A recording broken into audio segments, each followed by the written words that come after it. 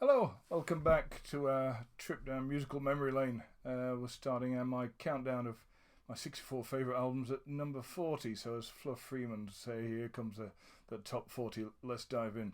Now, 1972, and if you've been following this, you know that I was 16 in 1972.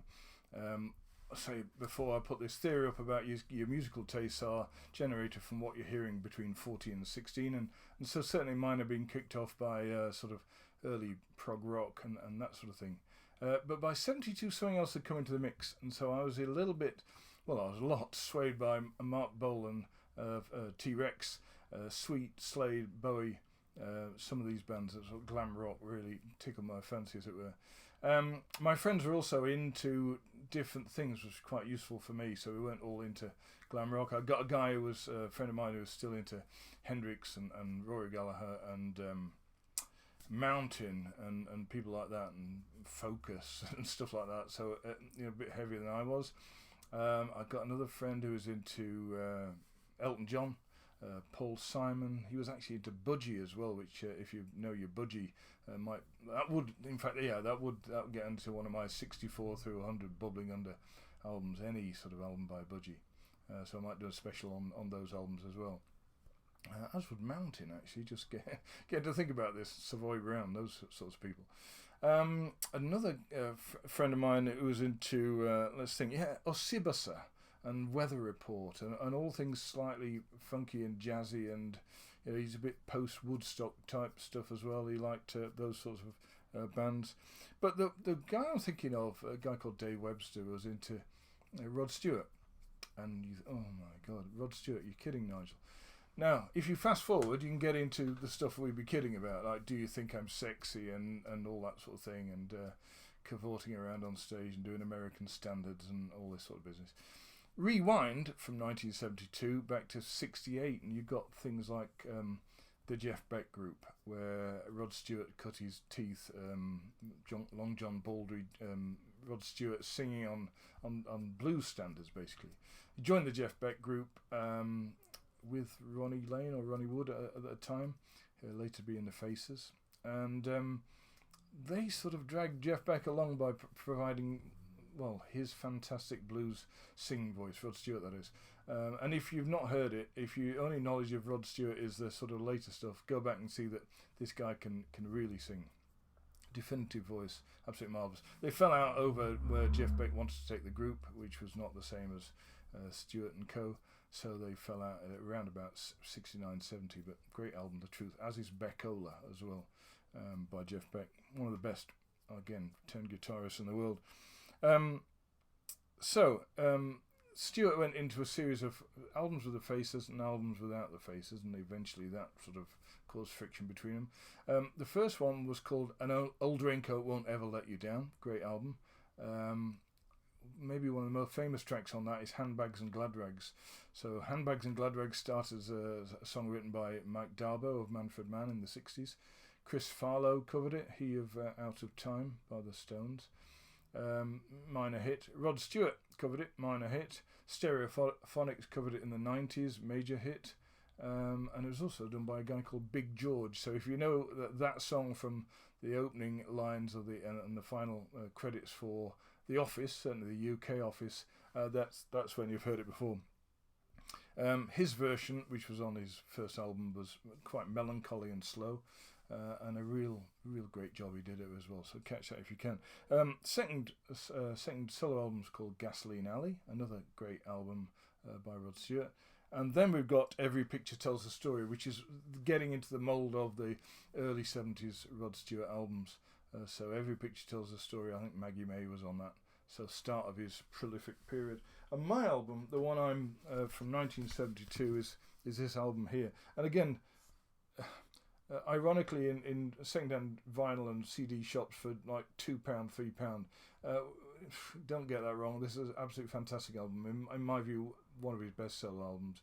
Well, definitely the best solo album by Rod Stewart. His roots came out on this in that there's Otis Redding type sound. There's his tribute to Sam Cooke in Twisting the Night Away. he copies Hendrix, covers Hendrix version of Angel, which is a great slowed down version of Angel. Some fantastic tracks on that. My standout track will be Italian Girls, which is about sums up the feel of the album as well. And he's almost a forerunner of the sort of messes he gets into with women later on in life. So 1972, standout track Italian Girls. And by the way, if you've ever heard of his sort of early voice, you get a flavour on In a Broken Dream by Python Lee Jackson. You might have heard of that from about this 71-72 period, I think it was, Australian band. And his payment for that was car seat covers for his car, which one of the greater payments for being a lead vocalist that you'll ever hear. So, second band I want to talk about is Procol Harum. Now, Procol Harum, I don't know, 67 through about 1970, and their lead guitarist in those early stages was a guy called Robin Trower. Now, Procol Harum is a band I love to hate, and mostly because their big hit, Whiter Shade of Pale, got played to death as far as I was concerned on the radio. And any song that gets played to death, I just go off. Even Stairway to Heaven and Bridge Over Troubled Water and things like that. You just hear them so often, you think, any song that starts, we skip the light fandango. What's that? I skipped the apple pie? Is it just missed out on the sweet? Or I don't know what the light fandango is. I assume it's some sort of dance. A fandango is a Spanish dance. But to me it feels like it's a story of somebody getting hammered one night in a club or at a party. Turned cartwheels across the floor, the ceiling blew away, and turn a whiter shade of pale, which is your final sort of throw up in a ditch. I don't know. Probably has nothing to do with that, but to me it's all about getting wrecked one night and having far too many drinks. So I keep that going too. Now back to the guy I'm talking about. It's a guy called Robin Trower.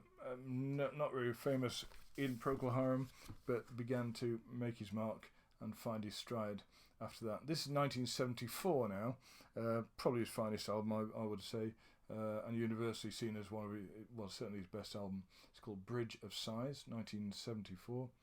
And he's a great guitarist. If you like Hendrix and you like that sort of psycho rock and bit of feedback and heavy blues sort of guidance, then Robin Trower's your man, and it's worth seeking out any of his albums, including his live album. Are really, really, really good.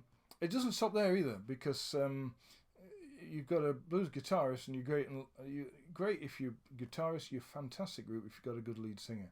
And certainly from this album onwards, I think it was, there's a guy called James Dewar on vocals and bass, which absolutely lifts it to a different level. James Dewar, Scottish guy, sang in Stone the Crows. Played bass in Stone the Crows because they had their own lead vocalist in the Stone the Crows. But on here he sings, and if I was to tell you that his voice is somewhere between Paul Rodgers and Frankie Miller, then that certainly from me that's massive praise, high praise indeed. So really makes a difference to and great backdrop to Robin Trower's fantastic guitar work on this. My standout track would be Two Rolling Stoned, which is starts side 2, I think. And more or less that will give you a feel of the album if you just want to go and sample that. So Two Rolling Stoned from this album. Well, James Dewar start with Lulu, by the way. There's a piece of pop knowledge you'd need to have. James Dewar first started playing in a band with the Lulu and the Modern Lovers, or whatever they're called. Okay, so 1974, ex-Procol Harum lead guitarist Robin Trower. Now, you've seen this artist already, because we talked about Court and Spark about 2 sessions ago.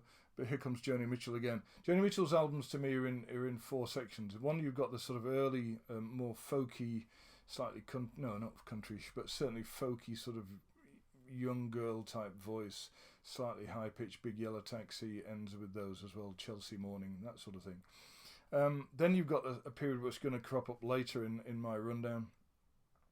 Quite serious sort of Bride Stripped Bare type style, and then we're going for this sort of, again, talking about her life and her experiences, but more getting into a more jazzy period.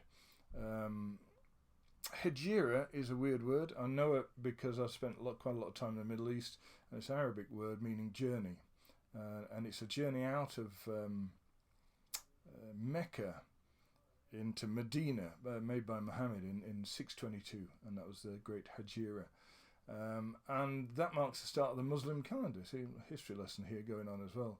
Her Hijra, her journey, her outcast was setting off from Maine on the east coast of America and making a trip across to LA. I think she was doing concerts as well, and she did some filming, she did some and a lot of writing about stopping off. It's like a road trip album, really.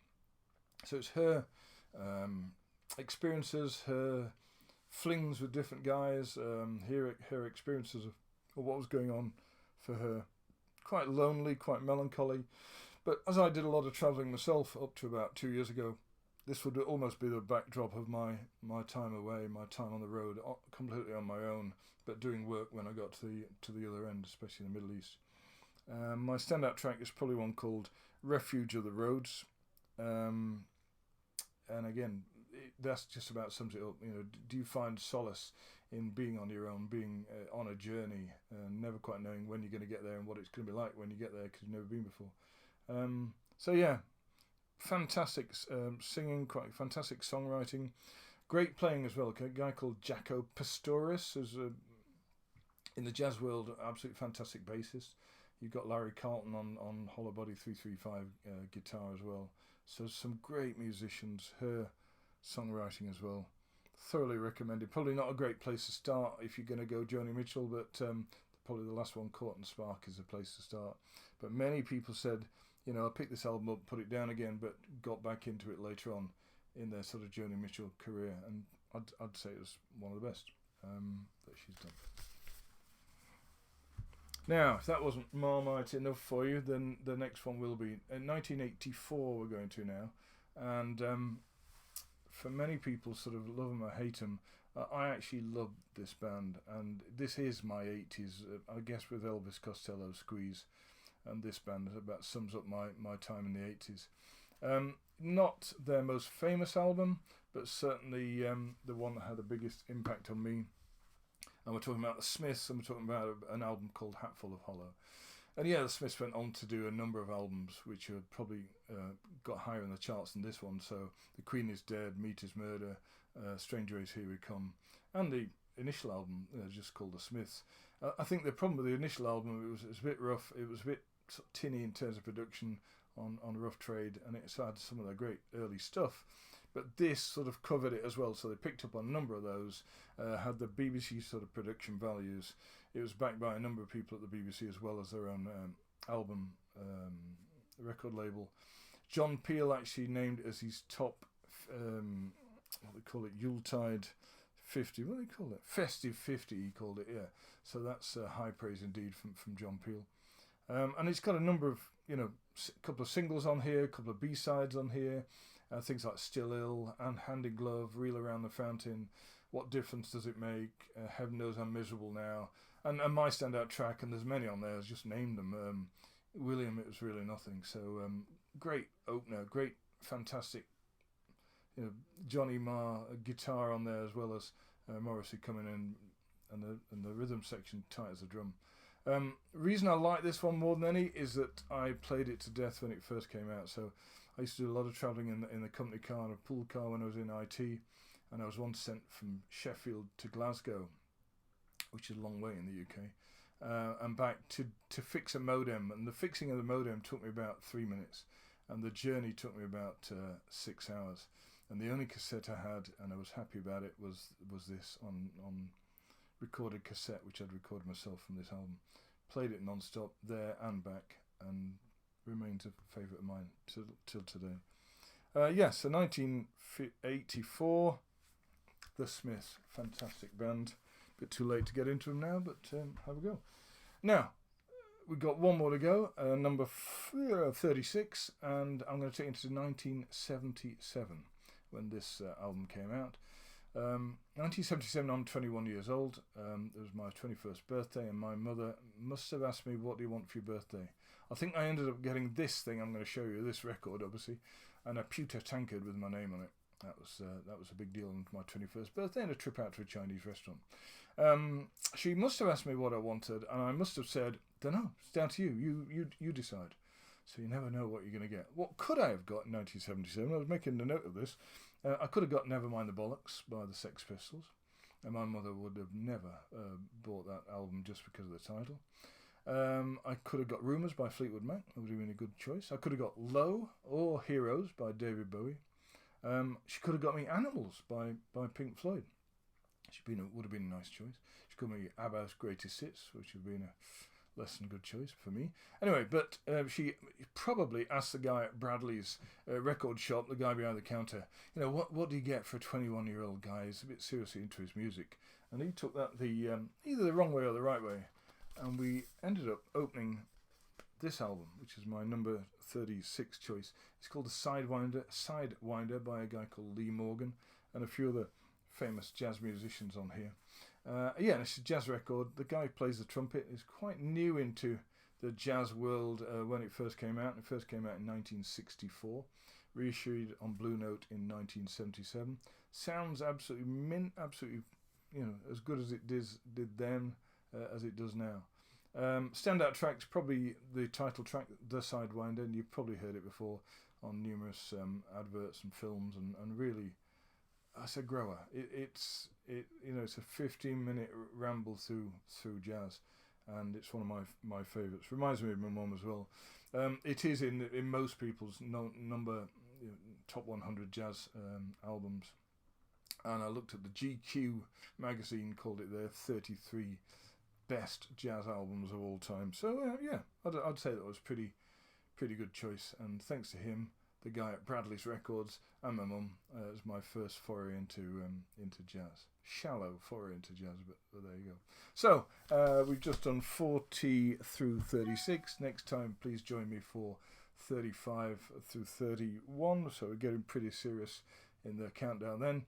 Hope you're enjoying it. Please leave me some comments. Some people have commented vociferously about what they think of this thing and what they don't. But yeah, please join in if you're happy. Okay, bye for now.